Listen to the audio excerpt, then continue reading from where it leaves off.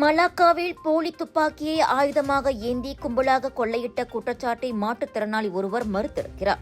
Sessions நீதிமன்றத்தில் 33 வயதான முகமது ஃபிர்டாஸ் முகமது நூர் மீது அக்குற்றச்சாட்டு கொண்டுவரப்பட்டது. 39 வயது ஆடவரிடம் போலி துப்பாக்கியை காட்டி 550 ரிங்கிட்டை கொள்ளையிட்டு கூட்டாளியுடன் தப்பியோடியதாக அவர் குற்றச்சாட்டை எதிர்நோக்கியிருக்கின்றார்.